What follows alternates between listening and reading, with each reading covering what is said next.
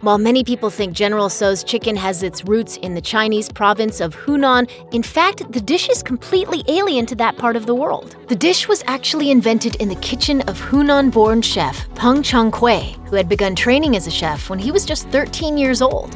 It was during his time as an apprentice chef for the family of a former prime minister that Peng learned to create new ways of executing old family favorites. Taiwan News says that after the Second World War, Peng was put in charge of putting together banquets for the nationalist government. This experience put the chef in the perfect position to prepare the meals for a senior U.S. military official who was on a 4-day visit to Taiwan in 1952. There's only so much you can do, and Taiwan News says that because Chef Peng wanted to try something new, he created a dish by deep-frying chicken chunks and ladling a sauce on top of it. When the visiting U.S. 7th Fleet Admiral asked what the dish was called, Peng drew inspiration from the admiral's military rank and dubbed it General Tso's chicken after a famous general from Peng's home province of Hunan. In 2007, Peng admitted to New York Times Magazine that he couldn't remember how or why he came up with the dish, but the flavors weren't what they are today. He told the magazine, "Originally, the flavors of the dish were typically Hunanese, heavy, sour, hot, and salty. The original recipe included red chilies, chopped ginger, and dark and light varieties of soy sauce among its ingredients. That flavor profile changed when the dish was brought to America by chefs who decided to adapt it to local tastes." New York restaurateur Ed Schoenfeld told Salon that when he and his business partner went to Taiwan, they liked Peng's menu and brought that back to New York, with a few added twists. Schoenfeld told Salon, "My business partner and I didn't want to copy Chef Peng exactly. We added our own spin to dishes, and so our General Tso's chicken was cut differently into small dice. We served it with water chestnuts, black mushrooms, hoisin sauce, and vinegar." But even the version that Schoenfeld and his partner came up with wasn't the one that captured America's taste buds.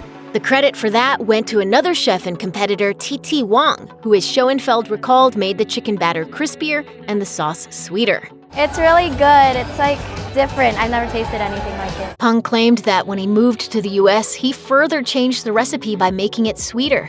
Peng told New York Times Magazine, "The original General Tso's chicken was Hunanese in taste and made without sugar. But when I began cooking for non-Hunanese people in the United States, I altered the recipe."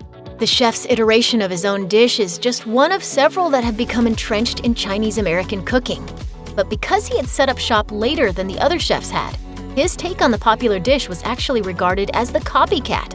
Still, Peng could name former Secretary of State Henry Kissinger as a fan of his cooking, and Schoenfeld said the combination managed to push General Tso's chicken into America's collective food consciousness. Chef Peng passed away in 2016, but not before he managed to give Jennifer 8 Lee, Chinese-American author and producer of the documentary The Search for General Tso's Chicken, his verdict on the way his dish looks today.